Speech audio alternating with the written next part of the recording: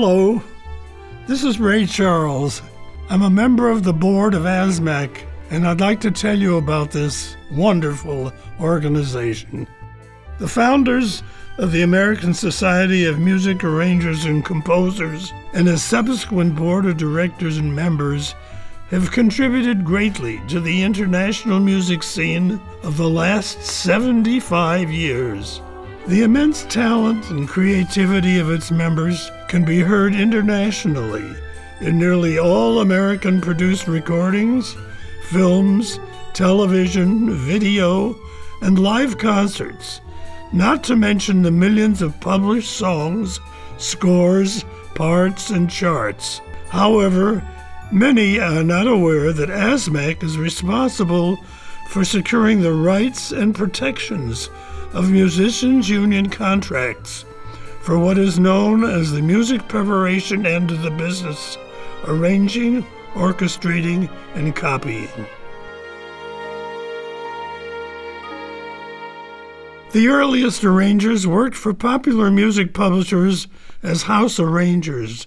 They were required to take down melodies, make commercial piano parts, vocal orchestrations, and dance orchestrations for vaudeville acts, all for a weekly salary or paid by piecework. Arrangers added counter melodies and other enhancements to give depth and color to the music. The work of arrangers was owned and copyrighted by the publisher, who became the sole owner. But in the 1920s, the scene changed drastically due to the demand for dance band music. Arrangers and orchestrators were also needed to create the silent film music libraries for orchestral accompaniment, for film screenings, and vaudeville shows in thousands of theaters across the country. With the advent of radio and sound film, arrangers were consulted on production problems, sound recordings, radio broadcasts, and in the motion picture industry. In the 8 Hollywood film studio music departments in 1938, arrangers were very much in demand and were often hired as staff members.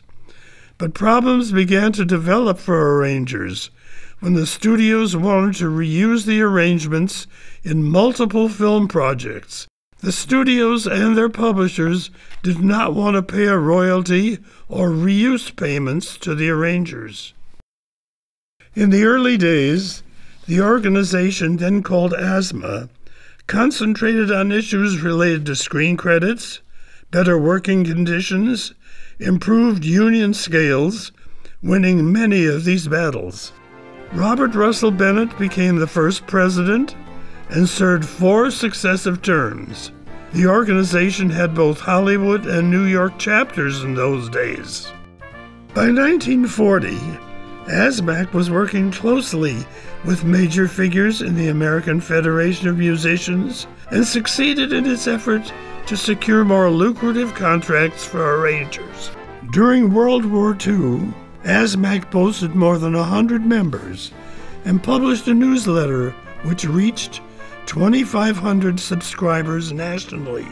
In the 1950s, with a general downturn in the music business, the organization stood its ground and advised its members how to negotiate better deals, especially in the recording industry. ASMAC continued to hold social events to provide its members with networking opportunities. The monthly luncheons, which started decades ago, continue today. ASMAC has always provided its members with opportunities to improve the art and craft of arranging and orchestrating with its master classes and workshops. The organization honors outstanding members of the profession with awards, including the Golden Score Award, the President's Award, the Irwin Costal Award, and our Honor Our Own certificates. We also have given scholarships to students since the 1970s. ASMAC continues to be a vital organization committed to its original purposes. ASMAC mentors the upcoming generation of talented musicians who will stand on the shoulders of the hundreds of outstanding members past and present, of this organization. We invite you to join us as a full member, an associate member, or as a student member, especially now as we celebrate our 75th anniversary.